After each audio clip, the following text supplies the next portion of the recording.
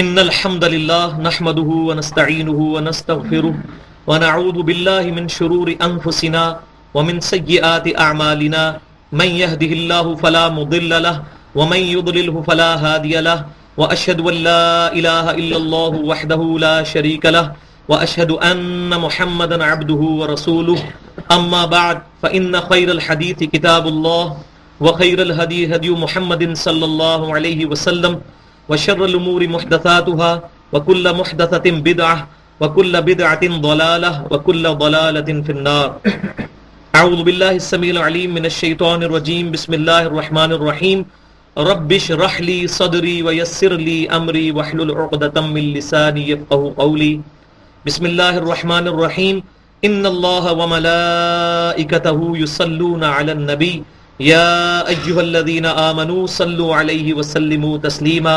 اللهم صل على محمد وعلى آل محمد كما صليت على إبراهيم وعلى آل إبراهيم إنك حميد مجيد. اللهم بارك على محمد وعلى آل محمد كما باركت على إبراهيم وعلى آل إبراهيم إنك حميد مجيد. اچھا جناب، انشاءاللہ آج سورۃ البقرہ کا تیسرا رکوع ہم شروع کریں گے. اور میں نے عرض کیا تھا پہلے درس کے اندر کہ سورۃ البقرہ کے جو پہلے 4 رکوع ہیں یہ پورے قرآن پاک کی تعلیمات کا خلاصہ ہے. ان میں سے بھی جو تیسرا اور چوتھا رکوع ہے خصوصاً پورے قرآن کی تھیم اس کے اندر اللہ تبارک و تعالیٰ نے بیان فرمائی ہے. بسم اللہ الرحمن الرحیم. یا ایھا الناس اعبدوا ربکم، اے لوگو عبادت کرو اپنے رب کی. الذی خلقکم، جس نے پیدا کیا تمہیں. والذین من قبلکم، اور جو لوگ تم سے پہلے تھے ان کو بھی اللہ ہی نے پیدا کیا. لعلکم تتقون، تاکہ تم پرہیزگار ڈر والے بن جاؤ. ہدی للمتقین آیا تھا نا سورۃ البقرہ کے شروع میں. ڈر والے سے مراد یہ نہیں ہے صرف کہ کوئی بندہ جو ہے وہ نمازیں پڑھنے لگ پڑے، داڑھی رکھ لے، شلوار ٹخنوں سے اوپر کر لے، بلکہ جس کو حقیقی ڈر یہ نصیب ہو جائے کہ انسانیت کی پیدائش کا کوئی مقصد ہے، اس کو کوئی بنانے والا ہے، اس کے آباء و اجداد کو کوئی بنانے والا ہے جس کے حضور اس کی پیشی ہونی ہے. جب بندہ ان چیزوں کے اوپر غور کرتا ہے تو فوراً ڈر جاتا ہے. میں نے پہلے بھی ایک مثال بیان کی تھی، جیسے کوئی شخص جب بھی کبھی زمین و آسمان کی پیدائش میں یا اپنی ذات کے اندر اسی طریقے سے مٹی سے نکلتے ہوئے درختوں اور پھولوں اور پھلوں اور دریاؤں اور پہاڑوں اور سمندروں اور انڈے سے نکلنے والے چوزوں اور اسی طریقے سے اپنے جسم کے اوپر غور کرتا ہے تو وہ ڈر جاتا ہے کہ یہ کیا سب کچھ خود بخود ہو رہا ہے. تو اس کی عقل کا ایک بنیادی تقاضا ہے کہ وہ کہتا ہے نہیں، یہ سب کچھ خود بخود نہیں ہو رہا، یہ کسی کے کرنے سے ہو رہا ہے. اور اگر کسی کے کرنے سے ہو رہا ہے تو اس سے ڈر جانا چاہیے کہ اس نے مجھے بھی کسی مقصد کے لیے پیدا کیا، اگر میں نے وہ مقصد پورا نہ کیا تو اس بارگاہ میں میری پیشی ہوگی، اکاؤنٹیبلٹی. یہ ہے کہ اے لوگو اپنے اس رب کی عبادت کرو جس نے تمہیں پیدا کیا اور تم سے پہلے تمہارے آباء و اجداد کو پیدا کیا، تاکہ تم واقعی ڈر والے بن جاؤ. ظاہر ہے کہ ہمارے ماں باپ خود بخود تو پیدا نہیں ہوئے، ہم بھی خود بخود تو پیدا نہیں ہوئے. 2 ہی آپشنز ہو سکتی ہیں، کوئی شخص اپنے آپ کو خود بنا لے یا اس کو کسی نے بنایا ہو. کوئی بھی دنیا کے اندر چیز ہے، مثال کے طور پر یہ بال پوائنٹ ہے، اس کی 2 پاسبلٹیز ہو سکتی ہیں، یا تو یہ خود بخود بن گئی ہو اور یا اس کو کسی نے بنایا ہو. الحمدللہ کوئی تھوڑی سی عقل رکھنے والا شخص بھی یہ جرات نہیں کرے گا کہ وہ کہے کہ یہ بال پوائنٹ خود بخود بن گئی ہے. ظاہر ہے اس کا پورا میکانزم ہے، یہ پلاسٹک کی بنی ہے، اس کے اندر ایک سپرنگ ہے جس کے اوپر یہ لوڈ ہے، اس کی پن، پھر اس کو کلک کرتے ہیں، اس کی پوری ایک کمپوزیشن ہے. او بھائیو، اگر یہ بال پوائنٹ خود نہیں کسی کے بنائے بغیر بنتی تو انسان کیسے بن گیا ہے جس کا دل روزانہ 1 لاکھ دفعہ دھڑک رہا ہے اور 60 سال کی زندگی کے اندر تقریباً وہ 3 ارب دفعہ دھڑکتا ہے اور روزانہ 10,000 لیٹر خون پمپ کرتا ہے، جس کی آنکھیں روزانہ 12,000 دفعہ جھپکتی ہیں بغیر مرضی کے، جس کے پھیپڑے روزانہ 23,000 دفعہ سانس اندر لیتے ہیں اور باہر نکالتے ہیں بغیر اس کی مرضی کے، جس کے گردے روزانہ 25 دفعہ ڈائلیسس کرتے ہیں بغیر اس کی مرضی کے، جس کے جسم کے اندر 1 لاکھ کلومیٹر نسوں کا نظام جو ہے وہ پھیلا ہوا ہے. پوری زمین کے اوپر 2.5 چکر لگائے جا سکتے ہیں، ایک انسان کے اندر اتنی نسیں موجود ہیں، اور جس کے جسم کے اندر 100 ٹریلین سیلز ہیں. 100 ٹریلین خلیے 1 ٹریلین 1000 ارب کے برابر ہوتا ہے.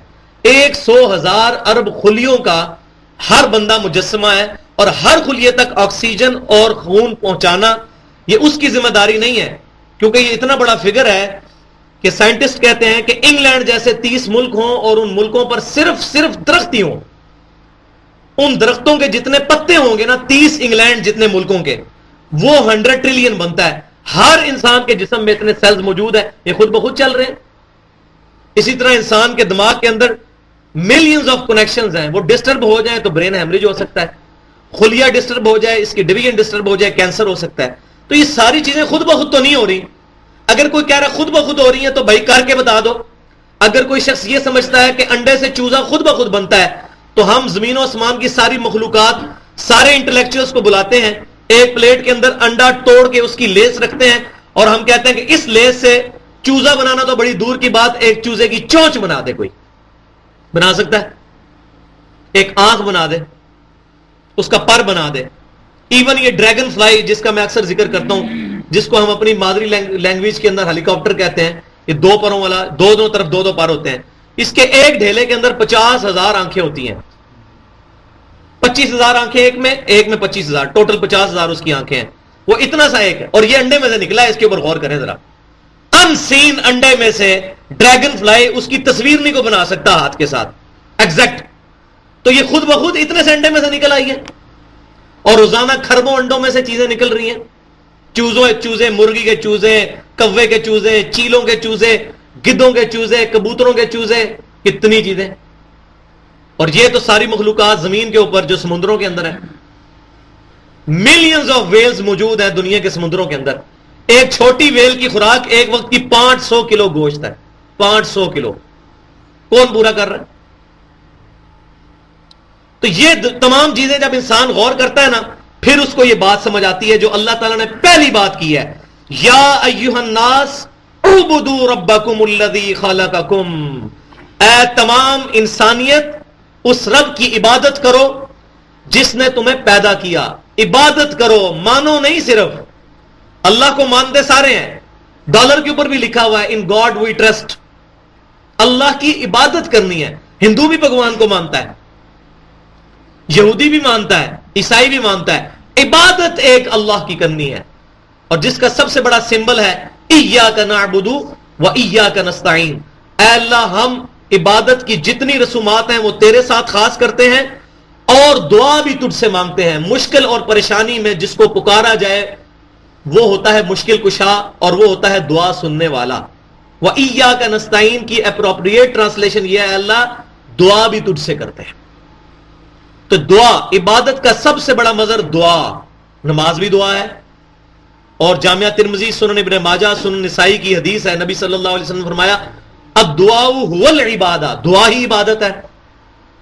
تو اس رب کی عبادت کرو جس نے تمہیں پیدا کیا، تم سے پہلے سب لوگوں کو پیدا کیا، تاکہ تم واقعی ڈر والے لوگوں میں شامل ہو جاؤ. میں تو کم از کم کبھی شیشے میں اپنی شکل دیکھتا ہوں نا تو پریشان ہو جاتا ہوں کہ یا اللہ، یہ اتنی مشکل چیز تو نے کیسے بنائی ہے. گوشت کے اندر سے دانت نکالے ہیں، گوشت کے اندر سے یہ گھاس نکالی ہے، ایسی گھاس یہ بڑھتی ہے، سر کے بال بڑھتے ہیں، یہ گھاس بڑھتی نہیں ہے. میرا کوئی کنٹرول نہیں ہے. تو بندہ فوراً ڈرتا ہے کہ یہ کسی کے بنانے سے یہ شکل بنی ہے، اور اگر کسی کے بنانے سے بنی ہے تو بھائیو یہ بڑی پریشانی والی بات ہے. جس نے ہمیں ہماری مرضی کے بغیر پیدا کر دیا ہے وہ ہمارے ساتھ کچھ بھی کر سکتا ہے. بس اس جملے کو یاد رکھیں، جس نے ہمیں ہماری مرضی کے بغیر پیدا کر دیا ہے وہ ہمارے ساتھ کچھ بھی کر سکتا ہے. ہم اس کا کچھ نہیں بگاڑ سکتے، وہ ہماری ہر چیز بگاڑ سکتا ہے. ابھی میں کل ایک ہاسپٹل میں گیا تھا اسلام آباد میں، ہولی فیملی ہاسپٹل میں. تو میرا ایک بڑا قریبی دوست تھا، تو تقریباً 2 مہینے پہلے اس کے گھر ڈاکو آئے، انہوں نے گولی ماری تو اس کی انتڑیاں زخمی ہو گئیں. پھر وہ اس کو بیگ لگ گیا یہاں پر. اس کے بعد انہوں نے وہ بیگ آپریشن کیا، اس کو بیگ لگایا. 5-6 مہینے کے بعد بیگ جو ہے وہ اترا اس کا، لیکن انتڑیوں کے اندر سوزش ہوئی، پھر رسولی بن گئی، وہ زخم پھیلا، پھر بڑی آنت تک پہنچا، پھر پیٹ کی کھال اور آنت جڑ گئی. 1.5 سال وہ مجھے کل کہتا ہے کہ 1.5 سال ہوئے ہیں سر، میں نے کوئی لقمہ نہیں کھایا، لیکوڈ چیزیں کھا رہا ہوں. کوئی چیز کھاتا ہوں الٹی ہو جاتی ہے، کیونکہ آنت ہضم ہی نہیں کر سکتی. اب وہ سارے اشوا انٹرنیشنل سے آپریشن ہو چکا ہے، پولی کلینک سے ہو چکا ہے، ہولی فیملی سے ہو چکا ہے، اٹامک انرجی کے بڑے ہاسپٹل سے، ڈاکٹرز وہ کنٹرول ہی نہیں ہو رہی بیماری. عمر اس کی میرے جتنی 34 سال ہوگی، 33-34 سال. تو انسان کو ڈر جانا چاہیے کہ یہ سب کچھ جو میرا چل رہا ہے نا کسی کے کرنے سے چل رہا ہے. پھر اللہ کی اسی اللہ سے ڈر کر پھر بندہ اس کی طرف متوجہ ہوتا ہے.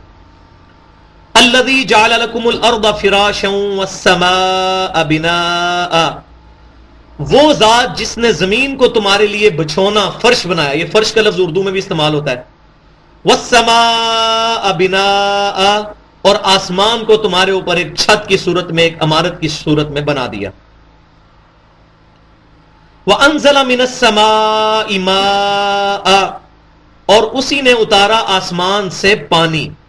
فَأَخْرَجَ بِهِ، پھر خارج کیا، نکالا اس پانی کے ذریعے، مِنَ الثَّمَرَاتِ رِزْقًا لَكُمْ، پھل تمہارے لیے رزق. پھل تمہارے لیے رزق. پھل کا پیدا ہو جانا کافی نہیں ہے، اس کی ہمارے جسم کے ساتھ کمپیٹیبلٹی ہونا بھی ضروری ہے. مثال کے طور پر اگر بکری کو آپ گوشت کھلا دیں نا الٹی کر دے گی، شیر کو گھاس کھلا دیں الٹی کر دے گا، اس کا معدہ کمپیٹیبل ہی نہیں ہے اس کے ساتھ. اور اگر جدید سائنس کے مطابق سمجھیں، ڈیزل گاڑی کے اندر آپ پیٹرول ڈال دیں نہیں چلے گی، پیٹرول گاڑی میں ڈیزل ڈال دیں سیز ہو جائے گا، کیونکہ اس کی خوراک وہ نہیں ہے. دوسری خوراک جب بھی ڈالیں گے وہ اس کے ساتھ کمپیٹیبل نہیں ہوگی. لیکن انسان اللہ نے ایسی چیز بنائی ہے، گوشت بھی کھاتا ہے، سبزی بھی کھاتا ہے، پھل بھی کھاتا ہے، اور کتنے قسم کے پھل کھاتا ہے، اور وہ اس کے معدے کے ساتھ کمپیٹیبل ہیں، وہ ہضم ہو کے اس کے جسم کا حصہ خون کی خوراک بنتے ہیں. اب اس خوراک کا ہمارے ساتھ کمپیٹیبل ہونا یہ کسی کے کرنے سے ہے، خود بخود نہیں ہو سکتا. ورنہ دنیا کے اندر ایسی جڑی بوٹیاں بھی موجود ہیں جس کو زبان پہ رکھنے سے انسان کی ڈیتھ ہو سکتی ہے. تو اللہ تعالیٰ فرما رہا ہے کہ اسی نے آسمان سے پانی نازل فرمایا، پھر اس پانی کے ذریعے تمہارے لیے رزق پیدا کیا، پھل پیدا کیا، خوراک پیدا کی، تمہارے ساتھ کمپیٹیبل تمہارے لیے. تو اس کا انٹلیکچوئل رزلٹ کیا ہے؟ فَلَا تَجْعَلُوا لِلَّهِ أَنْدَادًا، تو اب اللہ کے ساتھ کسی کو مد مقابل مت ٹھہرانا. یہ ہے وہ رزلٹ جس کے اوپر اللہ تعالیٰ لے کے آنا چاہتا ہے. یہ پوری انسانیت کو دعوت دی جا رہی. کیسے بات شروع ہوئی ہے؟ اس کا انٹلیکچوئل ایونچوئل رزلٹ کیا ہے؟ فَلَا تَجْعَلُوا لِلَّهِ أَنْدَادًا، اللہ کا ند کسی کو نہیں بنانا. اور یہاں پر مجھے وہ جامعہ ترمذی کی صحیح حدیث مسند امام احمد کی سیدنا ابن عباس رضی اللہ تعالی عنہما سے کہ آپ صلی اللہ علیہ وسلم کی خدمت میں ایک صحابی حاضر ہوئے اور انہوں نے کہا یا رسول اللہ صلی اللہ علیہ وسلم ما شاء اللہ و شئت، جو اللہ چاہے اور جو آپ کی مرضی. تو نبی صلی اللہ علیہ وسلم نے ان کو فرمایا اجعلتنی للہ ندا، یہ وہی لفظ اندادا، کیا تو نے مجھے اللہ کے مد مقابل کھڑا کر دیا؟ تو کہہ رہا ہے جو اللہ چاہے اور جو آپ چاہیں. بلکہ کہو قل ما شاء اللہ وحدہ، بلکہ یہ کہو کہ جو اکیلا اللہ چاہے. اب وہ آج کا کوئی بندہ ہوتا ہے کہتا نہیں ہے یا رسول اللہ صلی اللہ علیہ وسلم میں نے تو آپ کو اللہ کے اختیار سے ہی مانا ہے. لیکن صحابہ کرام کے دماغ مولویوں کے ہتھے چھڑ کے خراب نہیں ہوئے تھے. ایک عام کلمہ گو مسلمان کو کسی بھی مکتبہ فکر کا ہے، کوئی مولوی پٹی نہ پڑھائے، اس کے دل کے اندر یہ بات موجود ہے کہ میں نے اللہ سے صرف دعا کرنی ہے. اس صحابی نے مجھے بتایا نعوذ باللہ کیا حضور کو اللہ کا مد مقابل ٹھہرانے کی نیت سے کہا تھا؟ نہیں، اس کی نیت تو یہ نہیں تھی. صرف اس نے کہا جو اللہ چاہے اور جو آپ چاہیں، جس طرح آج ہماری بسوں کے اوپر لکھا ہوتا ہے اللہ نبی وارث. ہاں جہاں تک علم کی بات ہے وہ ٹھیک ہے کہ اللہ اور اس کا رسول بہتر جانتے ہیں، دین کے علم کی بات ہے، یہ بخاری مسلم میں موجود ہے. صحابہ کرام اکثر سوالوں کے جواب میں کہتے تھے اللہ اور اس کا رسول بہتر جانتے ہیں، کیونکہ اللہ نے اپنے رسول کو سکھایا اور رسول اللہ صلی اللہ علیہ وسلم نے پوری امت کو سکھایا. تو کوئی قرآن اور سنت کی بات ہو، اس میں کوئی بندہ بات کرے، اس کے بعد کہے کہ اللہ اور اس کا رسول بہتر جانتے ہیں کہ اس کا صحیح مسئلہ کیا ہے، یہ بات درست ہے علم کے معاملے میں. لیکن جو تکوینی امور ہیں، تقدیر کے معاملات ہیں، کسی کا سعید ہونا یا بدبخت ہونا یہ صرف اللہ کے اختیار میں ہے. انک لا تہدی من احببت ولکن اللہ یہدی من یشاء. اے نبی صلی اللہ علیہ وسلم، آپ جس سے محبت کرتے ہیں آپ اس کو ہدایت نہیں دے سکتے، اللہ جسے چاہتا ہے ہدایت دیتا ہے. اگرچہ آپ صلی اللہ علیہ وسلم ہدایت کے راستے کی طرف رہنمائی ضرور کرتے ہیں، جیسے سورہ شورا کے آخری رکوع میں آتا ہے وَإِنَّكَ لَتَهْدِي إِلَىٰ صِرَاطٍ مُسْتَقِيمٍ، اے نبی صلی اللہ علیہ وسلم آپ لوگوں کو سیدھے راستے کی طرف رہنمائی کرتے ہیں، لیکن ہدایت بلٹ ان کسی کے نیچر کے اندر آپ ڈال نہیں سکتے۔ جو اپنے اندر جو موجود ہدایت اللہ تعالیٰ نے بلٹ ان کسی کے اندر رکھی ہے، اس کو یوٹیلائز کر کے اللہ کی راہ میں کوشش کرے گا، وَالَّذِينَ جَاهَدُوا فِينَا لَنَهْدِيَنَّهُمْ سُبُلَنَا، جو لوگ ہماری راہ میں ہم کوشش کریں گے ہم اپنی راہیں ان کے لیے کھول دیں گے۔ سورۃ العنکبوت کے آخری رکوع میں آتی ہے بات۔ تو نبی صلی اللہ علیہ وسلم نے فرمایا کہ اجعلتنی للہ ندا، کیا تو نے مجھے اللہ کے مد مقابل ٹھہرا دیا؟ یہ آپ صلی اللہ علیہ وسلم کی احتیاط تھی۔ اسی لیے صحیح بخاری میں نبی صلی اللہ علیہ وسلم کی حدیث موجود ہے، سیدنا عمر فاروق رضی اللہ تعالیٰ عنہ خطبہ دیتے ہوئے ارشاد فرما رہے تھے کہ میں نے نبی صلی اللہ علیہ وسلم کو ممبر پہ یہ خود بات فرماتے ہوئے سنا، کتاب الوصیہ چیپٹر، کتاب الحدود چیپٹر صحیح بخاری کا، کہ نبی صلی اللہ علیہ وسلم نے فرمایا کہ اے میرے امتیوں، دیکھنا میری شان کو اس طرح بلند نہ کر دینا جیسے عیسائیوں نے، نصارہ نے اپنے نبی کو اللہ کے مد مقابل کھڑا کیا، اللہ تعالیٰ کی ذات کے مقابلے میں کھڑا کیا۔ میں اللہ کا بندہ اور اس کا رسول ہوں، مجھے اللہ کا بندہ اور اس کا رسول کہنا۔ الحمدللہ ہم نماز میں یہی پڑھتے ہیں، محمدن عبدہ ورسولہ، الحمدللہ۔ باقی جو قرآن اور سنت سے آپ کے ٹائٹل ہیں وہ الحمدللہ جسٹیفائی ہیں سارے۔ آپ صلی اللہ علیہ وسلم امام اعظم ہیں، آپ صلی اللہ علیہ وسلم امام الانبیاء ہیں، آپ صلی اللہ علیہ وسلم سید الاولین والآخرین ہیں، آپ صلی اللہ علیہ وسلم شفیع المذنبین ہیں، آپ صلی اللہ علیہ وسلم رحمت للعالمین ہیں، آپ صلی اللہ علیہ وسلم اللہ تعالیٰ کی محبوب ترین ہستی ہیں، لیکن آپ صلی اللہ علیہ وسلم کی تعلیمات یہ ہیں کہ اللہ کے مقابلے میں آپ کو کھڑا نہ کیا جائے۔ تو یہ تمام چیزوں کا، یہ ند کے لفظ سے مجھے یہ باتیں یاد آئیں۔ وَأَنْتُمْ تَعْلَمُونَ فَلَا تَجْعَلُوا لِلَّهِ أَنْدَادًا وَأَنْتُمْ تَعْلَمُونَ، کتنی زبردست بات ہے یہ کہ دیکھنا اللہ کے مقابلے میں کسی کو نہ ٹھہرانا، وَأَنْتُمْ تَعْلَمُونَ، اور تم جانتے تو ہو، تم جانتے تو ہو۔ جب تمہارے مریض لا علاج ہو جاتے ہیں نا تو بڑے بڑے جو ایتھیسٹ ہیں نا ان کی زبان میں بھی آتا ہے کہ جو اللہ کی مرضی، اللہ اب ٹھیک کرے گا۔ تم جانتے تو ہو کہ اللہ ہی کرنے والا ہے۔ ہمارا ایک دوست تھا، ابھی میرے ساتھ آفس میں جاب کرتے ہیں، تو انہوں نے ایک بھائی کو دعوت پیش کی، دعوت توحید۔ تو وہ اس چیز کے عقیدے کے حامل تھے کہ اللہ کے علاوہ اور ہستیوں کو بھی مدد کے لیے پکارا جا سکتا ہے۔ تو انہوں نے اس بھائی کو کہا کہ یہ بتاؤ کہ تم بوئنگ 747 میں بیٹھے ہو، اکثر ہم آفس کے سلسلے میں جاتے ہیں کراچی تک ایئر فلائٹ کے ذریعے، اور جہاز کا پائلٹ یہ اناؤنسمنٹ کرے کہ جہاز کے دونوں انجن فیل ہو گئے ہیں، تو سچ سچ بتاؤ اس وقت تم شیخ عبد القادر جیلانی کو مدد کے لیے پکارو گے، سیدنا علی کو پکارو گے، یا اللہ کو؟ وہ کہنے لگا اللہ کو پکاروں گا، کیونکہ اس کو بھی پتا ہے کہ کوئی نہیں بچا سکتا۔ یہ اللہ تبارک و تعالیٰ فرما رہا ہے فَلَا تَجْعَلُوا لِلَّهِ أَنْدَادًا، اللہ کے مد مقابل کسی کو مت ٹھہرانا، وَأَنْتُمْ تَعْلَمُونَ، اور تم جانتے تو ہو، تمہاری انسٹنکٹ میں تو یہ بات موجود ہے کہ اللہ کر سکتا ہے۔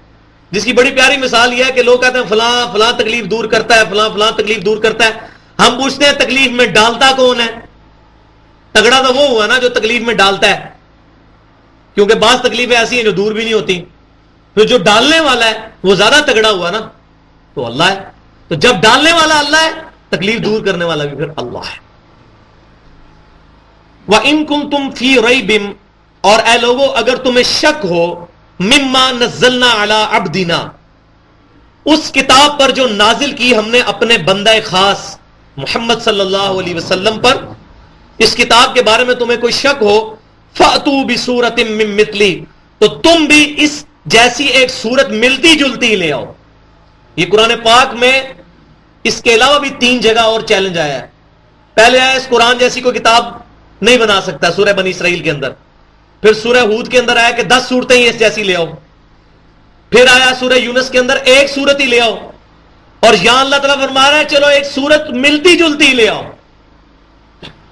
یہ چیلنج ہے اس کتاب کا، جو الحمدللہ پچھلے 1400 سال سے قائم ہے۔ یہ الحمدللہ اس کتاب کا جو ربط ہے، نہ تو یہ شاعری ہے، البتہ ایک ڈیوائن میوزک اس کے اندر موجود ہے، اور عربی لنگوسٹک کی جو بڑے بڑے قواعد ہیں اس کے اندر جو ہم سمجھتے نہیں ہیں اتنے زیادہ، لیکن الحمدللہ اس زمانے کے اندر شاعری اپنے عروج پہ تھی، اس کے باوجود کسی نے جرت نہیں کی کہ وہ شخص یہ کہے کہ میں بھی اس جیسی کتاب لے کے آ سکتا ہوں. اللہ تعالیٰ فرما رہا ہے اس جیسی کوئی کتاب لے آؤ. وَادْعُوا شُهَدَاءَكُم مِّن دُونِ اللَّهِ، اور ایک تمہیں سہولت یہ دی جاتی ہے کہ بلا لو تمام اپنے حمایتیوں کو اللہ کے سوا جتنے بھی ہیں، تمام ہستیوں کو جمع کر لو، اس جیسی ایک صورت بنا لیں. اور سب سے چھوٹی صورت اِنَّا أَعْطَيْنَاكَ الْكَوْثَرَ فَصَلِّ لِرَبِّكَ وَانْحَرْ إِنَّ شَانِئَكَ هُوَ الْأَبْتَرُ. اس کے اوپر تو کوئی ٹرائی مار سکتا تھا، لیکن یہ ماننی پڑے گی عربیوں کی بات کہ وہ نبی صلی اللہ علیہ وسلم کے دشمن ہونے کے باوجود بے غیرت نہیں تھے. پتا تھا ان کو کہ اس طرح کی کتاب نہیں بنا سکتے. انہوں نے چیلنج نہیں قبول کیا. آج تک نہیں ملتا کہیں کہ کسی نے کہا کہ ہاں جی میں بنا کے لے آؤں، یہ لے جی. آج بھی 140 لاکھ کوپٹک کرسچنز بائی برتھ جو عیسائی ہیں، عربی ہیں، جن کی مدر لینگویج ہی عربی ہے، ان کے لیے چیلنج موجود ہے ایسی کوئی صورت لیں. اور آج کے اعتبار سے تو بہت بڑا چیلنج جو میں نے تعارف قرآن میں بتایا تھا کہ قرآن کی ایک آیت اسٹیبلش سائنس کے خلاف کوئی نکال کے بتائے. آج کا تو علم یہ ہے نا، اس کے بارے میں بھی قرآن میں ذکر موجود ہے. سورہ حامیم السجدہ کی آخری آیت ہے، آخری آیات، سَنُرِيهِمْ آیَاتِنَا فِي الْآفَاقِ وَفِي أَنفُسِهِمْ حَتَّى يَتَبَيَّنَ لَهُمْ أَنَّهُ الْحَقُّ. ان قریب ہم لوگوں کو زمین و آسمان میں اور ان کی جانوں میں ایسی نشانیاں دکھائیں گے کہ وہ چیخ اٹھیں گے یہ قرآن اللہ کی کتاب ہے، یہ حق ہے. تو آج وہ چیخ اٹھے ہیں. وہ انشاءاللہ جب ٹاپک آئے گا تو میں ڈیٹیل کے ساتھ بیان کروں گا. بلا لو اللہ کے علاوہ جتنے بھی حمایتی ہیں، ان کنتم صادقین، اگر تم سچے ہو. فَإِن لَّمْ تَفْعَلُوا، اور اگر تم ایسا نہ کر سکو، قرآن جیسی کوئی صورت نہ بنا سکو، وَلَن تَفْعَلُوا، اور ہم یہ بات تمہیں کیٹاگوریکلی بتا دیتے ہیں تم کر ہی نہیں سکو گے ایسا. وَاتَّقُوا النَّارَ الَّتِي وَقُودُهَا النَّاسُ وَالْحِجَارَةُ، تو پھر ڈرو اس آگ سے جس کا ایندھن آدمی اور پتھر ہیں. ڈر جاؤ اس آگ سے. کس آگ سے؟ اعدت للکافرین، جو تیار کی گئی ہے کافروں کے لیے. کافر سے مراد جو انکار کرنے والے ہیں قرآن و سنت کی تعلیمات کو، انبیاء کرام علیہ السلام کی سچی تعلیمات کو. ڈر جاؤ اس آگ سے جس کا ایندھن آدمی اور پتھر ہیں. آدمی وہ جنہوں نے اللہ کی نافرمانیاں کی، اور پتھر وہ کہ جن کو بت بنایا گیا. ان پتھروں کو بھی دوزخ میں ڈالا جائے گا. ان پتھروں کو عذاب دینے کے لیے نہیں. یہ سورہ انبیاء کے اندر آتا ہے کہ ان کے خداؤں کو بھی ہم ڈالیں گے دوزخ کے اندر، ان کی عبرت کے لیے کہ یار ان کو ہم پکارتے رہے دنیا کے اندر. 90 کروڑ ہندو انڈیا کے اندر بتوں کے سامنے جھک رہا ہے ایسے ہاتھ باندھ کے. اللہ تعالیٰ سب کو ہدایت دے، ہماری تو دعا ہے، ہمارے نبی صلی اللہ علیہ وسلم کی امت ہے. لیکن یہ کروڑوں کی تعداد میں جب لوگ دوزخ کے اندر جائیں گے اور انہی اپنی دیویوں کو دوزخ میں جلتا ہوا دیکھیں گے تو کتنی حسرت میں اضافہ ہوگا. اس لیے اللہ تعالیٰ ان بتوں کو بھی ڈالے گا. یہ بت وہ پتھر ہوں گے. وَبَشِّرِ الَّذِينَ آمَنُوا، اب یہ سائملٹینیس کنٹراسٹ آ گیا. ایک طرف تو دوستیوں کا ذکر، اب جنتیوں کا ذکر. اور اے نبی صلی اللہ علیہ وسلم خوشخبری دیں آپ ایمان والوں کو، وَعَمِلُوا الصَّالِحَاتِ، اور جو نیک عمل کرنے والے ہیں، ان لہم جنات تجری من تحتها الانہار، کہ یقیناً ان کے لیے جنات ہیں، باغات ہیں جنت کے جن کے نیچے نہریں بہتی ہیں. کلما رزقوا، جب کبھی بھی ان کو رزق دیا جائے گا جنت کے اندر، من ثمرۃ رزقا، رزق میں سے کوئی پھل دیا جائے گا جب جنتیوں کو، تو وہ کیا کہیں گے؟ قالوا ھذا الذی، وہ کہیں گے کہ یہی ہے وہ، رزقنا من قبل، جو ہم نے پہلے بھی کھایا تھا. وَأُتُوا بِهِ مُتَشَابِهًا، اور ان کو ملتا جلتا پھل اس کے ساتھ دیا جائے گا. یہ ابتدائی مہمان نوازی جو ہوگی وہ دنیا کے پھلوں سے ملتی جلتی ہوگی، کیونکہ انسان کی ایک نیچر ہے کہ نئی چیز کو کھاتے پیتے وقت تھوڑی سی اس کے اندر ہچکچاہٹ ہوتی ہے.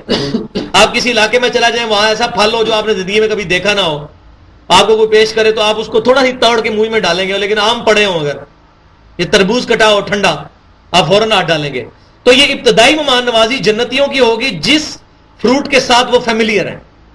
مثلا آم پیش کیے جائیں گے، انار، انگور، لیکن وہ ایگزیکٹ وہ نہیں ہوں گے، ملتے جلتے ہوں گے اس سے، جیسے آ رہا ہے کہ ملتے جلتے، لیکن اس آم کی تو کیا ہی بات ہوگی. جیسے آم تو ایک دیسی آم بھی آم ہے اور انور رٹول اور چوسا بھی ایک آم ہے، دنیا میں ہی کتنا فرق ہے، دیار کی لکڑی میں اور دوسری لکڑی میں کتنا فرق ہے، سونے کی دھات کے اندر اور لوہے کے اندر کتنا فرق ہے. تو اللہ تبارک و تعالیٰ نے دنیا میں یہ مثالیں رکھی ہیں کہ دنیا میں بھی ایلیٹ چیزیں موجود ہیں. تو وہ ابتدائی مہمان نوازی کی جائے گی تاکہ وہ بیریئر ان کا ٹوٹے، تو کہیں گے اچھا یہ تو وہی پھل ہے جو ہمیں دنیا میں ملتا تھا.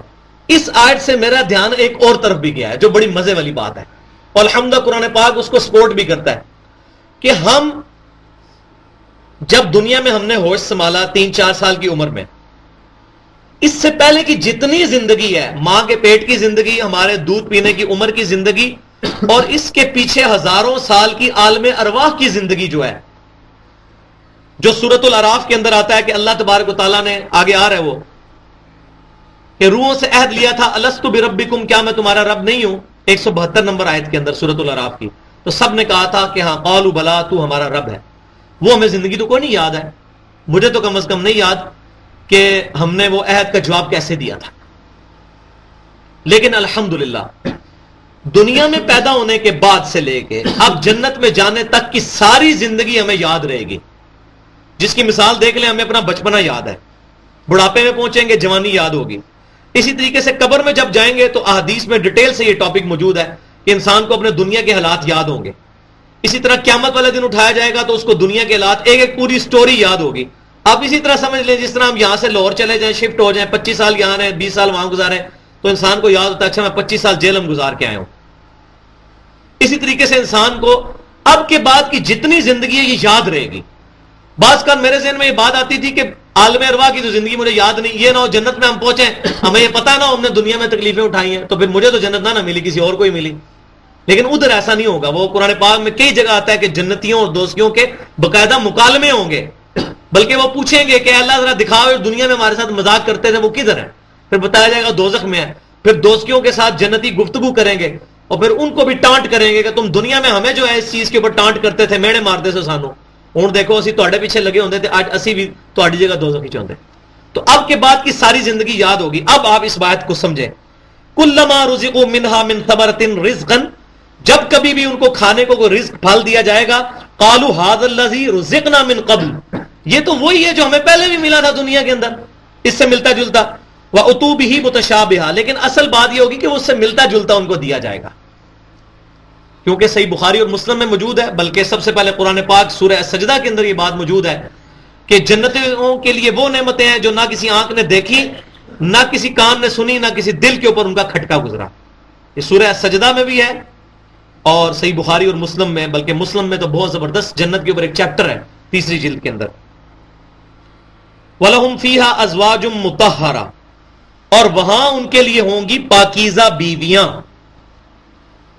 پاکیزہ بیویاں یعنی حوریں، وہ بیویاں کہ جو اپنے خامدوں کے علاوہ کسی اور کی طرف توجہ ہی نہیں کریں گی. وہ بیویاں جو کہ واقعی پاکیزہ ہوں گی، جب سانس لیں گی تو ان کے سانس سے اللہ کا ذکر نکلے گا. یہاں تو بیوی مسجد میں نماز پڑھنے کے لیے نہیں جانے دیتی، خود کا شملہ ہی نہ ہو جائے گا. تو یہ اس طرح کی بیویاں نہیں ہوگی، وہ پاکیزہ.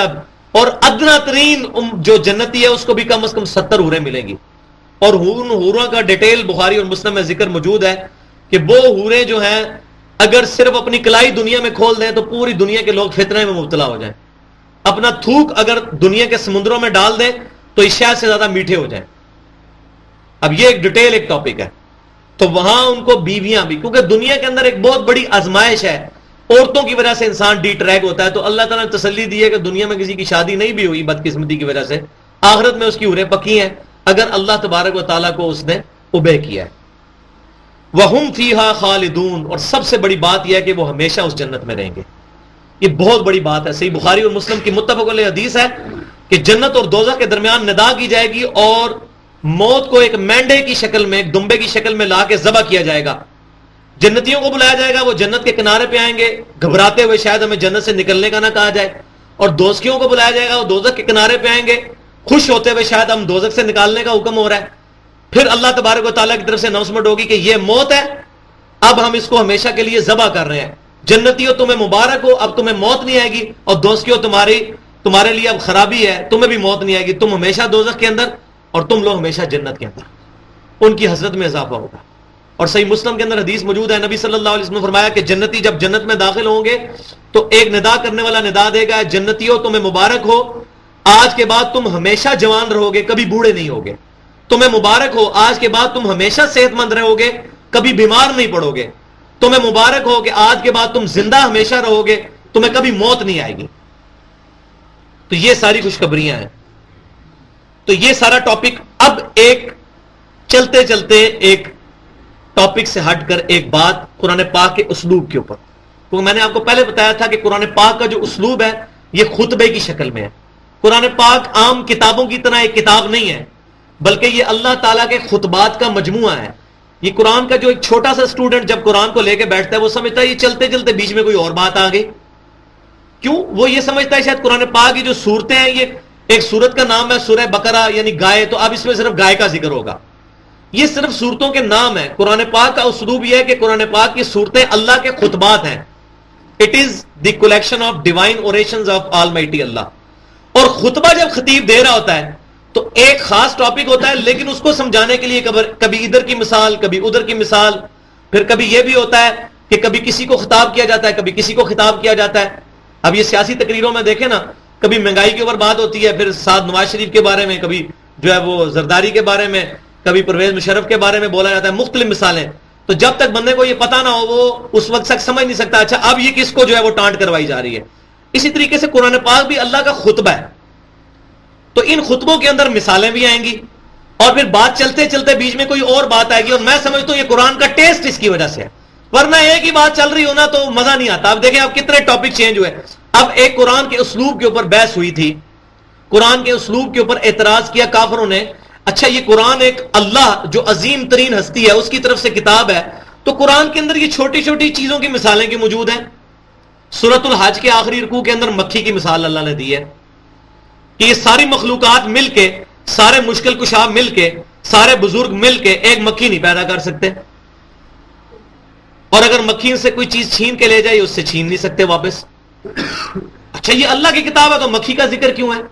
سورۃ العنکبوت کے اندر مکڑی کا ذکر آیا کہ کافروں کا جو ایمان ہے اس کی مثال مکڑی کے سے جالے کی سی ہے, عنکبوت کہتے ہیں مکڑی کو ہے.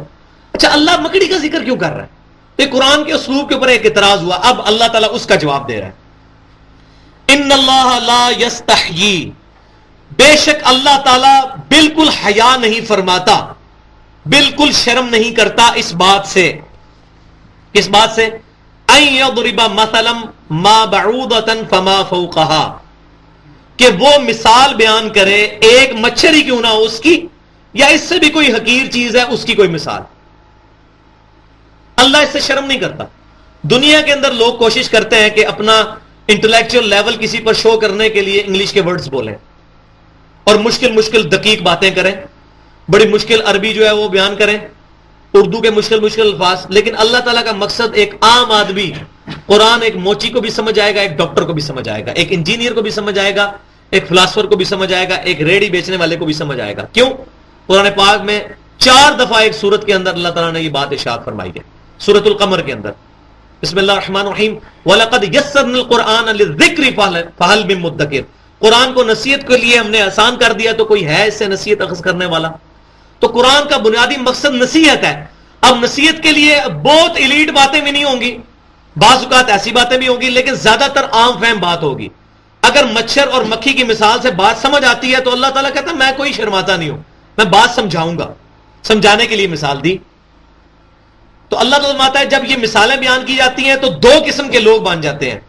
ایک وہ لوگ ہیں جو اس کو پازیٹیو سینس سے لیتے ہیں, وہ کہتے ہیں کہ نہیں بالکل یہ بات سمجھانے کے لیے کی جا رہی ہے. وہ لوگ ہوتے ہیں فَأَمَّا الَّذِينَ آمَنُوا, پس جو لوگ ہیں ایمان والے جن کا واقعی یقین ہے, فَيَعْلَمُونَ أَنَّهُ الْحَقُّ, تو یہ بات بالکل صحیح جانتے ہیں کہ یہ بالکل صحیح ہو رہا ہے اس مثال کے ذریعے جو سمجھایا جا رہا ہے. أَنَّهُ الْحَقُّ مِن رَبِّهِمْ, یہ ہمارے رب کی طرف سے بالکل صحیح اسٹریٹ فارورڈ جو بات ہے یہ بالکل صحیح ہے. وَأَمَّا الَّذِينَ كَفَرُوا, اور جو لوگ کافر ہیں وہ کیا کہتے ہیں؟ فَيَقُولُونَ وَيَقُولُونَ وہ کہتے ہیں مَاذَا أَرَادَ اللَّهُ بِهَذَا مَثَلًا اللہ تعالیٰ اس مثال سے کیا سمجھانا چاہتا ہے, کیا مقصد ہے اس مثال کا. نعوذ باللہ. اب اللہ تعالیٰ نے ان کافروں کے اوپر پھر ٹانٹ کی ہے, مینا مارا ہے ان کو. یہ نہیں کہ قرآن گمراہ کرتا ہے. اللہ تعالیٰ ماتا ہے جو قرآن کے منکر ہے نا, قرآن سے ہدایت نہیں حاصل کرتے اور کہتے ہیں جی علموں بس کریو یار, او جی قرآن تے شیطان نو بھی آندا سی, یہ سب جھوٹ ہے. ایسی بات نہیں ہے. قرآن کے علم کی وجہ سے ہدایت ملے گی. تو اللہ تعالیٰ ان کافروں کو ٹانٹ کر رہا ہے جو کہہ رہے ہیں قرآن سے ہدایت نہیں مل سکتی, اور ڈائریکٹلی قرآن شریف پڑھی دا بندہ گمراہ ہو جاتا ہے. کسی مولوی کو پڑھو, تاکہ کسی دیوبندی کو پڑھو تو دیوبندی قرآن پڑھائے ہو, کسی بریلوی کو پڑھو بریلوی قرآن پڑھائے, کسی وہابی کو پڑھو وہابی قرآن پڑھائے, تو اللہ کے نبی دا قرآن نہ پڑھائے. تو اس لیے کہتے ہیں مولویوں کے پیچھے لگو تاکہ بندہ جدھر لگا ہے ادھر لگا رہے. حق بات ہے. تو اللہ تعالیٰ کافروں کو ٹانٹ کر رہا ہے کہ اچھا تم کہتے ہو قرآن سے کیا مثال. اللہ تعالیٰ ہے یضل بہ کثیرا ویہدی بہ کثیرا. اس قرآن کی مثال کے ذریعے ہم بہت سے لوگوں کو گمراہ کرتے ہیں اور بہت سے لوگوں کو ہدایت دیتے ہیں. یہ آیت پکڑی ہوئی ہے ایک پورے قرآن میں سے, وہ قرآن پڑھ کے لوگ گمراہ بھی ہو جاتے ہیں, قرآن پڑھ کے لوگ ہدایت بھی حاصل ہوتے ہیں. جس شخص نے یہ بات کی نا کہ قرآن لوگوں کو گمراہ کرتا ہے وہ کافر ہے. قرآن تو سٹارٹ ہی سے ہو رہا ہے ہدی للمتقین. سورہ یونس کی 57 نمبر آیت کے اندر فرمایا بسم اللہ الرحمن الرحیم یا ایھا الناس قد جاءتکم موعظۃ من ربکم وشفاء لما فی الصدور وہدی ورحمۃ للمؤمنین. اے لوگو, ساری انسانیت, بے شک تمہارے پاس تمہارے رب کی طرف سے آ گئی واز کی چیز, اور تمہارے دلوں کی بیماریوں کی شفا یعنی شرک کی شفا, وہ ہدوں اور ہدایت بھی ہے اور رحمت بھی ہے مومنین کے لیے. اسی طرح کیسے سورہ البقرہ کی 185 نمبر آیت کے اندر ارشاد فرمایا شہر رمضان الذی انزل فیہ القرآن ھدی للناس. رمضان کا مہینہ وہ ہے جس میں قرآن نازل ہوا جو سارے انسانوں کے لیے ہدایت ہے, اور اس کے اندر حق اور باطل میں تمیز کرنے کے روشن دلائل موجود ہیں. اللہ فرما رہا ہے ساری انسانیت کے لیے ہدایت ہے. یہ تو اللہ تعالیٰ نے ایک تنزیہ جملہ کسا ہے. یہ کافر کہتے ہیں یہ قرآن پڑھنے کا کیا فائدہ ہے, یہ اصل میں انہی لوگوں کے بارے میں جو کہتے ہیں قرآن پڑھ کے لوگ گمراہ ہوتے ہیں. وہ بھی کہتے ہیں قرآن کی مثال سے کیا فائدہ. تو یہ واقعی یہ گمراہ ہوئے ہیں قرآن کو چھوڑ کے. تو قرآن پڑھ کے وہ گمراہ نہیں ہوتا, یہ بات سمجھے. اکثر لوگ یہ آیت کوٹ کرتے ہیں یضل بہ کثیرا ویہدی بہ کثیرا, پھر سورے لگا لا کے پڑھتے ہیں قرآن پڑھ کے گمراہ ہو گئے نا. تو اللہ تعالیٰ تو قرآن کو بنا کے ہمارے لیے تذکیر کی چیز, فذکر بالقرآن من یخاف وعید. اے نبی اس قرآن کے ذریعے آپ لوگوں کو نصیحت کریں جو اللہ کا خوف رکھتا ہے.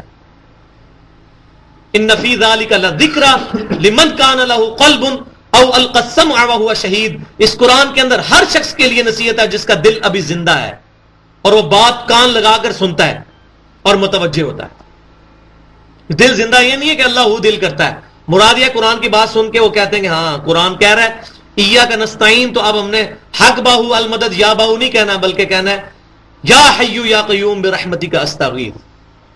اس کا دل زندہ ہے. جو اللہ کے علاوہ کسی کو پکار رہا ہے وہ ایاک نستعین کے خلاف ہے.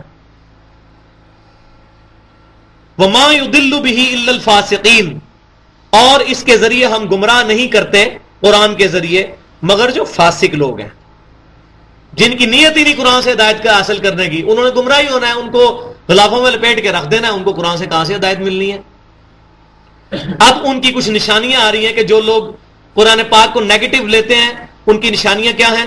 الذین ینقضون عہد اللہ من بعد میثاقہ, وہ لوگ کہ جو اللہ تعالیٰ سے عہد کرنے کے بعد اس کو توڑ دیتے ہیں. وہ کون سا عہد جو سورۃ الاعراف کی 172 نمبر آیت میں آیا ہے الست بربکم, جو ہماری انسٹنکٹ کے اندر ہے. جیسے بخاری اور مسلم کی حدیث ہے, آپ صلی اللہ علیہ وسلم نے فرمایا کہ ہر شخص فطرت میں پیدا ہوتا ہے, اس کے ماں باپ اس کو یہودی یا عیسائی یا مجوسی بنا دیتے ہیں. ہر شخص کی فطرت کے اندر ایک اللہ کا کنسپٹ موجود ہے. جو اللہ کے ساتھ عہد تھا ہماری انسٹنکٹ کا, ہماری روح کا, وہ اس کو توڑ دیتے ہیں. وَيَقْطَعُونَ مَا أَمَرَ اللَّهُ بِهِ أَن يُوصَلَ, اور وہ قطع کر دیتے ہیں جس کا اللہ نے حکم دیا تھا جوڑنے کا, یعنی رشتہ داری کا وہ پاس نہیں کرتے, قطع رحمی کرتے ہیں. ان کے دنیاوی معاملات بڑے خراب ہوتے ہیں, اخلاقیات ان کی بڑی گری ہوتی ہیں. یہ اکثر آپ لوگ دیکھیں گے بڑے دیندار بنتے ہیں اور تبلیغ بھی کرتے ہیں, اور حالت یہ ہوتی ہے کہ میاں بیوی، ان کی بچے، ان کی بیویاں، ان کے رشتہ دار ان سے ناراض ہوتے ہیں، کسی کی زمین دبائی ہوتی ہے، کسی کا مال دبایا ہوتا ہے، اور تبلیغ میں سال سال کے لیے گئے ہوتے ہیں اور رشتہ داروں کے ساتھ برائی کا سلوک کرتے ہیں۔ وَيُفْسِدُونَ فِي الْأَرْضِ، اور زمین میں فساد مچاتے ہیں۔ فساد تو یہی مچے گا، جو شخص یہ کہے گا جی قرآن ڈائریکٹ نہ پڑھو گمراہ ہو جاؤ گے، وہ زمین میں فساد مچا رہا ہے، قرآن کے علاوہ مولویوں کی لکھی ہوئی کتابوں کو عام کر رہا ہے۔ اولئک ھم الخاسرون، یہ لوگ ہیں خسارہ اٹھانے والے۔ اب یہ پوری ٹاپک ہوئی، اب ایک اور بات آ رہی ہے، اللہ تعالی ہماری انسٹنکٹ کو ابھار رہا ہے۔ کیف تکفرون باللہ، لوگوں تم کیسے اللہ کا انکار کر سکتے ہو؟ وکنتم امواتا، تم مردہ تھے، فاحیاکم، اس نے تمہیں زندہ کیا، ثم یمیتکم، پھر تمہیں موت دے گا، ثم یحییکم، پھر تمہیں دوبارہ زندہ کرے گا، ثم الیہ ترجعون، پھر تم اپنے رب کی طرف لوٹ کر جاؤ گے۔ تم کیسے انکار کر سکتے ہو؟ تمہاری تو مرضی کوئی نہیں تھی، تم مردہ تھے، ایک نطفے تھے، تمہیں اللہ نے پیدا کیا، پہلی زندگی دی، پھر پوری زندگی گزار کے تم موت کا شکار ہوئے۔ یہ پہلی موت وہ جو انسان کی پیدائش سے پہلے کی موت، یعنی مردہ حالت میں تھا انسان، روحیں پیدا ہوئی، اس کے بعد سلا دیا گیا، اس موت کے بعد انسان کو ماں کے پیٹ کے ذریعے زندہ کیا گیا، پھر پوری زندگی گزار کے موت آئے گی، یہ دوسری موت ہوگی، اور پھر قیامت دن دوبارہ زندہ کیا جائے گا، یہ دوسری زندگی ہوگی۔ اس کا ذکر سورۃ المومن کے اندر بھی آتا ہے کہ کافر کہیں گے اللہ تو نے ہمیں 2 دفعہ زندہ کیا، 2 دفعہ مارا، کیا اب بھی کوئی اور زندگی ہے کہ ایک دفعہ ہم یہاں سے نکل جائیں، اب ہم تیرے فرما بردار ہوں گے؟ پھر اللہ تعالیٰ فرمائے گا نہیں، اب کوئی نکلنے کی سبیل نہیں ہے۔ هو الذی خلق لکم ما فی الارض جمیعا، وہی تو اللہ ہے جس نے جو کچھ بھی زمین کے اندر ہے انسانوں تمہارے لیے پیدا کیا۔ یہ اب میں نے بتایا نا، پوری قرآن کا خلاصہ چل رہا ہے کہ یہ ساری کی ساری مخلوقات انسان کی وجہ سے پیدا ہوئی ہیں، اور انسان کس لیے پیدا ہوا؟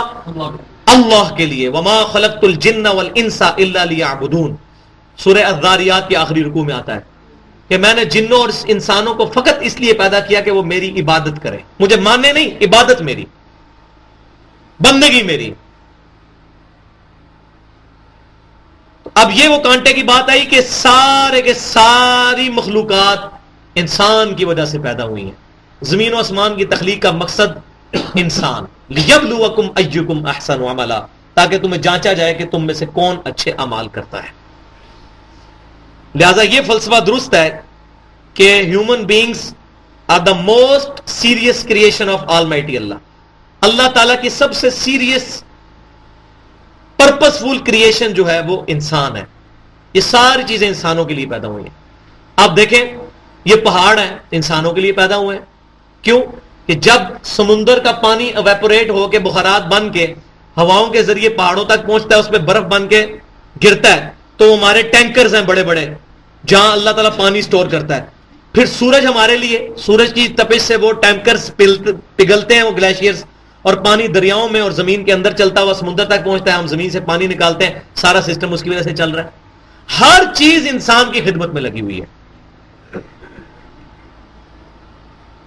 ثم استوى الى السماء، پھر اللہ تعالی آسمان کی طرف متوجہ ہوا۔ فسواهن 7 سماوات، پھر اس نے ٹھیک ان کو 7 آسمان بنا دیا۔ یہ ڈیٹیل آئے گی سورہ حامیم السجدہ کے اندر، اس کا پورا بریک اپ آئے گا۔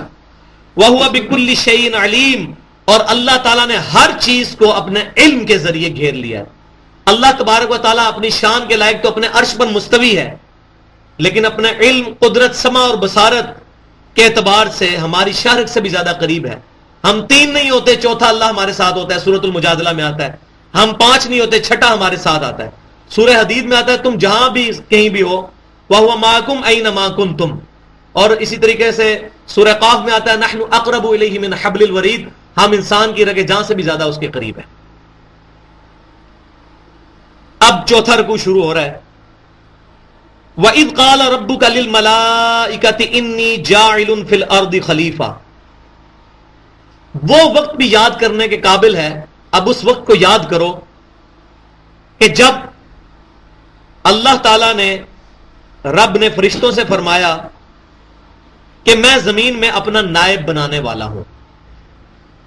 اب نائب دو وجہ سے بن سکتا ہے، یا تو کسی کی موت کا وقت قریب ہو، اپنی جگہ کسی کو جانشین بنائے گا، یا نائب یہ ہے کہ اپنی زندگی کے اندر کسی کو اختیار دیا جائے، جیسے پرائم منسٹر ہے اس کو اسسٹ کر رہے ہیں چاروں وزیر اعلیٰ، وزیر اعلیٰ کے انڈر پھر ان کے وزیر ہیں اس کو اسسٹ کر رہے ہیں، اختیار سارا وزیر اعظم کے پاس ہے، اسی نے آگے ڈسٹریبیوٹ کیا۔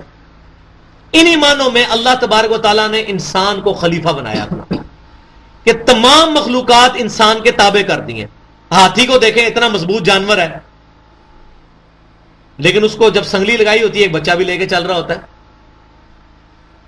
اسی طریقے سے آپ یہ دیکھیں بیل کو، نکیل لگائی ہوئی ہے، ایک بچہ بھی لے کے اس کو چل رہا ہے۔ اگر بیل کو ذرا سی بھی سمجھ ہو یہ چھریاں جو ایسے لشکارے کر رہی ہیں یہ بڑی عید پہ ہمیں قربان کیا جائے گا، تو بیل تو پہلے ہی بھاگ جائے، اور اس کے اندر اتنی طاقت ہے اس کو بندے روک ہی نہ سکے، لیکن ہم اس کے پاؤں کے اندر رسی بھی ڈالتے ہیں، اس کو گرا لیتے ہیں، جب چھری چلا لیتے ہیں پھر اس کو پتا چلتا ہے، حالانکہ وہ دیکھ رہا ہوتا ہے اپنے سامنے ذبح ہوتے ہوئے۔ اتنی عقل نہیں ہے، کیوں؟ اللہ تعالیٰ نے انسان کے تابع کر دیا اس کو۔ تو اللہ تعالیٰ نے خلیفہ بنایا ہے انسان کو، کہ اس کو اختیار دیا ہے تاکہ وہ اس اختیار کو استعمال کر کے اللہ تبارک و تعالیٰ کی معرفت حاصل کرے۔ کیوں؟ کہ جانور جو ہیں اللہ نے ان کو عقل نہیں دی ہوئی، وہ اپنی انسٹنکٹ کے مطابق چل رہے ہیں، وہ جو خوف سے بچتے ہیں اپنی جبلت کی وجہ سے، عقل کی وجہ سے نہیں، ورنہ چھری دیکھ کے بھی بھاگ جائیں، یا ایسے آپ گولی ان کے سامنے کریں وہ بھاگ جائیں، اپنی جبلت کی وجہ سے۔ لیکن فرشتے ہیں اس کے برعکس، ان کو اللہ نے عقل دی ہے لیکن ان کے اندر برائی کا مادہ نہیں ہے۔ تو اللہ تبارک و تعالیٰ ایسی مخلوق پیدا کرنا چاہتا تھا کہ جس مخلوق کو میں برائی اور اچھائی، فَأَلْهَمَهَا فُجُورَهَا وَتَقْوَاهَا، برائی اور اچھائی دونوں اس کے اندر ودیت کروں، اس کے باوجود وہ مجھے چوائس کرے، ایسا ہو کوئی جو میرے لیے مجھے چاہے۔ تو اللہ نے انسان کو پیدا کیا اور اس کو خلیفہ بنایا۔ قالوا اتجعل فيها من يفسد فيها ويسفك الدماء، تو فرشتے کہنے لگے کہ اے اللہ، مشورہ مانگا تھا تو وہ کہنے لگے اے اللہ تو زمین میں اس کو خلیفہ بنانے لگا ہے کہ جو زمین میں فساد مچائے گا اور خون ریزیاں کرے گا۔ اب یہ ان کو علم غیب تھا؟ نہیں، اصل میں جب انہوں نے دیکھا کہ اختیار دیا جائے گا تو ظاہر اختیار میں تو غلطی کھائے گا۔ دوسرا یہ ہے کہ سورۃ الحجر کے اندر یہ بات آتی ہے کہ جنوں کو اللہ تعالیٰ نے انسانوں سے بہت پہلے پیدا کیا تھا، اور ظاہر ہے کہ جنوں کو بھی اللہ نے اختیار دیا تھا، جن اور انسان دونوں اکاؤنٹیبل ہیں اللہ کی شریعت کے، تو ان کی پریکٹیکل لائف فرشتوں کے سامنے موجود تھی کہ جن بھی فساد کرتے ہیں، اور سب سے بڑا جن شیطان، اس کی بھی خباثت سامنے آئی، وہ آ رہی آگے۔ اس وجہ سے انہوں نے گیس کیا، وَنَحْنُ نُسَبِّحُ بِحَمْدِكَ وَنُقَدِّسُ لَكَ، اور اے اللہ اگر عبادت مقصد ہے تو ہم تیری تسبیح کرتے ہیں، تیری حمد بیان کرتے ہیں، تیری پاکیزگی بیان کرتے ہیں۔ قَالَ إِنِّي أَعْلَمُ مَا لَا تَعْلَمُونَ، تو اللہ تعالیٰ نے فرمایا کہ میں وہ جانتا ہوں جو تم نہیں جانتے، میں وہ جانتا ہوں جو تم نہیں جانتے۔ وہ آگے آ رہا ہے کہ کیا جانتا ہوں، کہ میں ایک مقصد کے تحت انسان کو پیدا کر رہا ہوں۔ وَعَلَّمَ آدَمَ الْأَسْمَاءَ كُلَّهَا ثُمَّ عَرَضَهُمْ عَلَى الْمَلَائِكَةِ، پھر اللہ تعالیٰ نے آدم علیہ السلام کو تمام نام سکھا دیے، ہر چیز کا نام۔ اب دنیا میں کروڑوں چیزیں ہیں، ان کے نام اللہ تعالیٰ نے آدم علیہ السلام کو ان کی انسٹنکٹ میں داخل کر دیے۔ پھر وہ چیزیں اللہ تعالیٰ نے پیش کی فرشتوں پر، فَقَالَ أَنبِئُونِي بِأَسْمَاءِ هَؤُلَاءِ إِن كُنتُمْ صَادِقِينَ، تو اللہ تعالیٰ نے فرمایا کہ اگر تم واقعی سچے ہو نا، وہ آگے بات آ رہی ہے اصل میں کیا کہ وہ فرشتے چاہتے تھے ہمیں خلیفہ بنایا جائے، اس میں ہلکی سی وہ اشارہ ملتا ہے کہ عبادت تو ہم کر رہے ہیں، اب جب کسی کو اعزاز دینے کی باری گئی تو انسان کو اعزاز دیا جا رہا ہے۔ تو اللہ تعالیٰ نے فرمایا کہ اچھا تم اگر سچے ہو نا تو تم ان چیزوں کے نام بتاؤ۔ تو اب فرشتے کیا کہنے لگے؟ قالوا سبحانک لا علم لنا الا ما علمتنا، وہ کہنے لگے اے اللہ تو پاک ہے، ہم تو کوئی چیز نہیں جانتے بجز اس کے جو تو نے ہمیں سکھائی ہے، اس سے زیادہ اس ڈومین سے باہر تو ہمارا ہے ہی نہیں ہے نالج۔ انک انت العلیم الحکیم، بے شک تو ہی علم رکھنے والا اور حکمت والا ہے۔ پھر اللہ تعالیٰ نے آدم علیہ السلام سے فرمایا قال یا آدم انبئہم باسمائہم، اے آدم اب تم بتاؤ ان کو ان چیزوں کے نام۔ فلما انباءہم باسمائہم، تو جب آدم علیہ السلام نے ان چیزوں کے نام بتا دیے فرشتوں کو، قال الم اقل لکم انی اعلم غیب السماوات والارض. تو اللہ تعالیٰ نے فرمایا کہ اے فرشتوں کیا میں تم سے یہ نہیں کہتا تھا کہ میں ہی زمین و آسمان کی تمام چھپی ہوئی باتیں بھی جاننے والا ہوں. اللہ کے لیے سامنے تو ساری چیزیں سامنے ہیں, ہمارے ریفرنس سے چھپی ہوئی. وَأَعْلَمُ مَا تُبْدُونَ وَمَا كُنْتُمْ تَكْتُمُونَ, اور جو چیز تم ظاہر کرتے ہو وہ بھی میرے علم میں ہے, اور جو تم چھپاتے ہو وہ بھی میرے علم میں ہے. وہ چھپا رہے کیا تھے؟ اشارتاً لگتا ہے کہ وہ بھی یہ چاہتے تھے کہ ہمیں خلیفہ بنایا جائے. اللہ تعالیٰ وہ اسی لیے انہوں نے کہا یا اللہ ہم جو تیری عبادت کر رہے ہیں, اللہ کہ جو تم چھپاتے تھے میں وہ بھی جانتا ہوں, لیکن اب ہم اس مخلوق کو پیدا کرنے لگے ہیں کہ جس کے سامنے ہم حق اور باطل رکھیں گے, اس کے باوجود وہ حق کو قبول کر کے ہمارا راستہ اختیار کرے گی.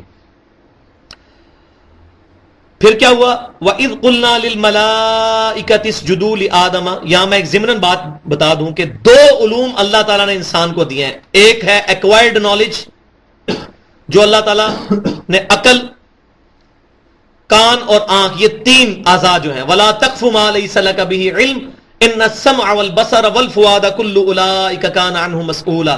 سورہ بنی اسرائیل کی 10 کمانڈمنٹس جو آتی ہیں ان میں 8ویں کمانڈ 36 نمبر آیت ہے یہ, کہ اے انسان کسی ایسی چیز کی پیروی مت کر جس کے بارے میں تجھے علم نہیں ہے, بے شک کان, آنکھیں اور دماغ جو تمہیں دیا اس کے بارے میں تم سے پوچھا جائے گا.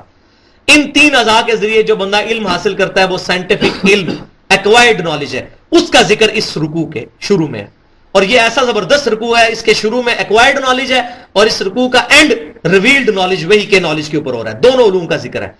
تو جیسے آم کی گٹھلی زمین میں بوئی جاتی ہے, اس کو پھل بننے کے لیے 8 سال چاہیے, اسی طریقے سے آدم علیہ السلام کے دماغ میں اللہ تعالیٰ نے وہ تمام علوم ڈال دیے تھے جن کو ایکسپلور ہونے کے لیے 10,000 سال چاہیے تھے. آج انسان کا وہ علم ایکسپلور ہو کر یہاں تک پہنچا ہے کہ ہم موبائل فون کے ذریعے ہزاروں میل دور بات کرتے ہیں, انٹرنیٹ آ گیا, ہوا میں اڑنے والے جہاز آ گئے. یہ تمام اسی وہ اسمائہم, جو چیزوں کے نام سکھائے تھے, انہی کا علوم جو ہے وہ سارا علم پھیل کر اب ایک تناور درخت بن چکا ہے, جو آدم علیہ السلام کے دماغ میں اللہ نے وہ چیز ڈالی تھی. تو ایکوائرڈ نالج کا یہاں پر ذکر آیا. اور جب کہا فرشتوں سے, جب ہم نے فرشتوں سے کہا اسجدوا لآدم, کہ آدم علیہ السلام کو اب سجدہ تعظیمی کرو, کیونکہ سجدہ عبادت کبھی بھی کسی کے لیے جائز نہیں رہا. پہلی امتوں میں سجدہ تعظیمی جائز تھا. قرآن میں موجود ہے کہ یوسف علیہ السلام کو ان کے والدین اور بھائیوں نے سجدہ کیا, اسی طریقے سے فرشتوں نے سجدہ کیا آدم علیہ السلام کو. یہ سجدہ تعظیمی تھا, عبادت کا نہیں. لیکن اس امت میں جہاں ختم نبوت آخری درجے میں ہوئی ہے کہ اب اللہ تعالیٰ کسی غیر نبی کے ساتھ کسی طریقے سے کشف اور اس کے ذریعے بات نہیں کرے گا, اسی طریقے سے توحید بھی آخری درجے میں اہتمام ہوا ہے کہ اب سجدہ تعظیمی بھی کسی کے لیے نہیں رہا. ایون نبی صلی اللہ علیہ وسلم نے بھی اس سے منع فرمایا. سنن نبی داؤد اور ابن ماجہ کے اندر صحیح حدیث موجود ہے کہ اگر میں سجدہ جائز سمجھتا تو بیویوں کو کہتا کہ خامدوں کو سجدہ کریں.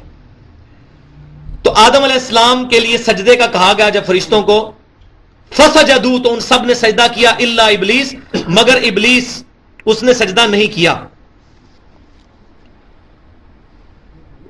وَكَانَ مِنَ الْكَافِرِينَ, اور پھر وہ کافروں میں ہو گیا, کیونکہ اللہ کا حکم نہیں مانا, وہ انکار کرنے والوں میں شامل ہو گیا. اور یہ ڈیٹیل سے ذکر آئے گا سورۃ الاعراف کے اندر, پوری وہ ڈیٹیل گفتگو یہاں کرنی ضروری نہیں ہے, اس وقت صرف اجمالاً بیان ہو رہا ہے. ہاں, ابا واستکبارا, اس نے تکبر کیا اور انکار کیا. وَكَانَ مِنَ الْكَافِرِينَ, اور کافروں میں سے ہو گیا. وَقُلْنَا يَا آدَمُ اسْكُنْ, ہم نے کہا کہ اے آدم تم رہو, انتا وزوجکا, تم اور تمہاری بیوی سکونت اختیار کرو, زوجک الجنہ, جنت کے اندر. وَكُلَا مِنْهَا رَغَدًا حَيْثُ شِئْتُمَا, اور اس جنت میں سے کھاؤ اور پیو جہاں سے تم چاہو. یہ اللہ تعالیٰ نے ایک سمجھے سیمولیشن پرفارم کی, ایک ٹرائل بیس کے اوپر ایک جنت کے باغ کے اندر رکھا, ایک چیز سکھانے کے لیے. اللہ نے ارادہ تو پہلے کیا تھا زمین میں فی الارض خلیفہ, تو جنت میں کیوں رکھا؟ اللہ کے ڈیوائن وزڈم میں یہ بات تھی کہ انسان نے الٹیمیٹلی زمین میں اترنا ہے. انسان کو ایک سکھانے کے لیے کہ اصل انسان کا دشمن کون ہے, ایک سیمولیشن, ایک ٹرائل سمجھے, ایک سٹیج ڈراما جس کو کہتے ہیں. ڈراما تو ہوتا ہے نا جھوٹا موٹا, یہ سچا ایک قسم کا اللہ تبارک تعالیٰ نے سیریل چلایا وہاں پر کہ تم اور تمہاری بیوی رہو جنت میں اور جہاں سے چاہو کھاؤ اور پیو. ولا تقربا هذه الشجرہ, اور اس درخت کے قریب مت جانا. اب یہ سکھایا جا رہا ہے کہ دنیا کے اندر بھی تمہیں بہت سی حلال چیزیں دی جائیں گی. دنیا کے اندر چند عورتیں حرام ہیں مرد کے لیے, باقی کروڑوں عورتوں کے ساتھ نکاح کرنا جائز ہے. ماں کے ساتھ نہیں ہو سکتا, بہن کے ساتھ نہیں ہو سکتا, پھوپھی کے ساتھ نہیں ہو سکتا، اسی طریقے سے چند ایک رشتے ہیں، باقی کروڑوں آپشن موجود ہیں، کروڑوں حلال ہیں اور چند حرام ہیں. تو ادھر بھی کیا اللہ تعالیٰ نے کیا کہ ساری چیزیں حلال ہیں، صرف ایک درخت کے قریب مت جانا. لہٰذا یہ عیسائیوں کا جو کنسیپٹ ہے کہ شریعت لعنت ہے، نعوذ باللہ، کہ انسان کے اوپر پابندی ہے، ایسا نہیں ہے. اتنی ساری چیزیں آپشن کھلے ہیں، صرف چند چیزوں پہ پابندی ہے. اس درخت کے قریب مت جانا، فَتَكُونَ مِنَ الظَّالِمِينَ، نہیں تو تم ہو جاؤ گے ظلم کرنے والوں میں. فَأَزَّلَّهُمَ الشَّيْطَانُ، پھر ان دونوں کو پھسلا دیا شیطان نے، صرف عورت کو نہیں. ٹیمپرڈ فارم میں تعریف شدہ انجیل کہتی ہے کہ عورت نے آدم علیہ السلام کو اکسایا تھا. اسی بنیاد میں ہمارے لوگ بھی کہتے ہیں بابا آدم نے بھی جڑا نعوذ باللہ بیوی نے، اللہ تعالیٰ نے فرمایا دونوں کو شیطان نے پھسلایا. فَأَخْرَجَاهُمَا مِمَّا كَانَ فِيهِ، پھر ان کو وہاں سے نکلوا دیا جس میں وہ دونوں تھے. وَقُلْنَا اهْبِطُوا بَعْضُكُمْ لِبَعْضٍ عَدُوٌّ، پھر ہم نے کہا کہ اتر جاؤ، آدم اور اس کی بیوی آپ زمین میں اتر جاؤ.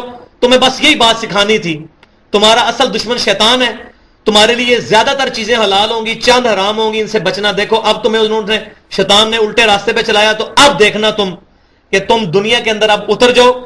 اب تم میں سے بعض کے دشمن ہوں گے. اس دشمنی سے مراد شیطان کی انسان سے دشمنی بھی ہے اور انسان کی بھی انسان سے، کافر کی مسلمان سے.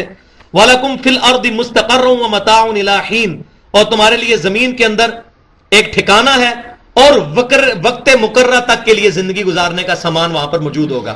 اب تمہارا یہاں پہ ٹرائل ہو گیا، اب تم دنیا کے اندر اس مشن کے اوپر چلے جاؤ. فَتَلَقَّى آدَمُ مِن رَبِّهِ كَلِمَاتٍ فَتَابَ عَلَيْهِ، پھر آدم علیہ السلام نے اپنے رب سے چند کلمات سیکھ لیے تو ہم نے ان کی توبہ قبول کر لی. اور وہ کلمات سورۃ الاعراف کی آیت نمبر 23 میں آتے ہیں، ربنا ظلمنا انفسنا وان لم تغفر لنا وترحمنا لنکونن من الخاسرین، اے رب ہمارے، ہم نے اپنی جانوں پر ظلم کیا، اگر تو نے ہمیں معاف نہ کیا تو ہم خسارہ پانے والوں میں سے ہو جائیں گے. یہ دعا اللہ تعالیٰ نے ان کو سکھا دی. یہاں پہ میں ضمناً عرض کر دوں، وہ جو ایک حدیث بیان کی جاتی ہے المستدرک للحاکم کے اندر کہ نبی صلی اللہ علیہ وسلم کے وسیلے کے ذریعے آدم علیہ السلام نے دعا کی اور ان کی توبہ قبول ہوئی، یہ حدیث اصول محدثین پر ضعیف ہے. بعض لوگ کہتے ہیں یہ جھوٹی بات ہے، یہ جھوٹی بات نہیں ہے، حدیث موجود ہے. یہ المستدرک للحاکم 8956 حدیث کا مجموعہ ہے، اس کے اندر یہ حدیث موجود ہے. اس میں ضعیف حدیثیں بھی ہیں اور بعض من گڑت حدیثیں بھی ہیں اور صحیح حدیثیں بھی ہیں.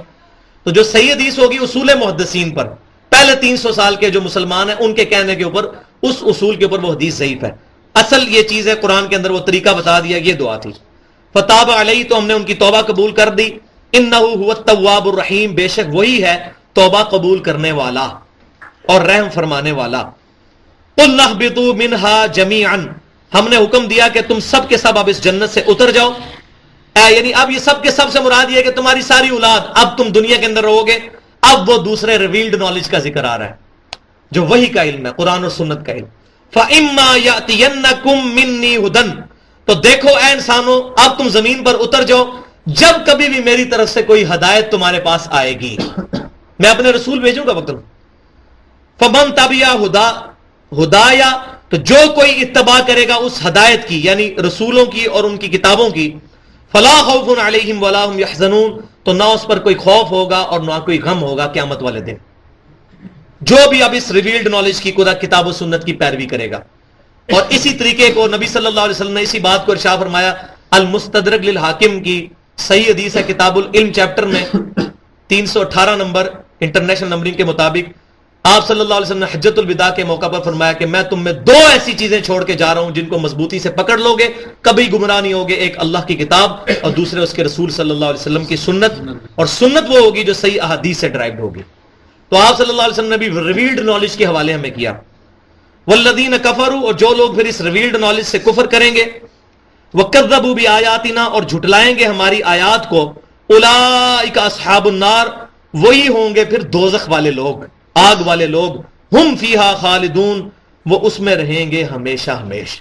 تو یہ الحمدللہ ہمارے 2 رکوع مکمل ہوئے ہیں تقریباً 57-58 منٹ کے اندر. انشاءاللہ تعالی آگے جو رکوع آ رہے ہیں، اگلا ایک رکوع بہت امپورٹنٹ اس اعتبار سے کہ سابقہ امت مسلمہ جو ہے، یعنی کہ بنی اسرائیل، اس امت مسلمہ کو دعوت دی جا رہی ہے حق کی، اور پھر اس کے بعد تقریباً 9 رکوع کے اندر ان کی خرابیاں گنوا کر اللہ نے ان پر مقدمہ قائم کیا ہے پھر الٹیمیٹلی اللہ تعالیٰ نے فرمایا کہ اب ہم 2000 سال سے جو نبوت کا تاج بنی اسرائیل کے سر پہ تھا وہ اب ہم اتار کر بنو اسماعیل کے سر پر رکھ رہے ہیں اور نئی امت کھڑی کر رہے ہیں جس کا سب سے بڑا جو سمبل ہے اور تاج پوشی کی علامت یہ ہے کہ اب ہم قبلہ 2000 سال سے جو تھا بیت المقدس وہ چینج کر کے خانہ کعبہ، یہ مسلمانوں کی تاج پوشی ہوئی ہے کہ اب نئی امت کھڑی ہوگی قیامت تک، اب خانہ کعبہ جو ہے قبلہ ہے۔ الحمدللہ یہ قرآن پاک کی انٹرسٹنگ ترین رکوع ہیں، اور یہ وہ رکوع ہیں جو آج لوگوں کی غیر مسلموں کے مسلمان ہونے کا سبب بننے والی چیزوں میں سے بھی ہیں۔ اللہ تعالیٰ سے دعا ہے کہ جو کچھ میں نے بیان کیا اس میں حق بات ہمارے دلوں میں راسخ فرمائے، جو کوئی غلط بات میرے منہ سے نکلی وہ ہمارے دلوں سے محو کر دے، کتاب و سنت کی تعلیمات پر عمل کرنے کی توفیق عطا فرمائے۔ سبحانک اللہم و بحمدک، اشہد ان لا الہ الا انت، استغفرک و اتوب الیک، وما علینا الا البلاغ المبین۔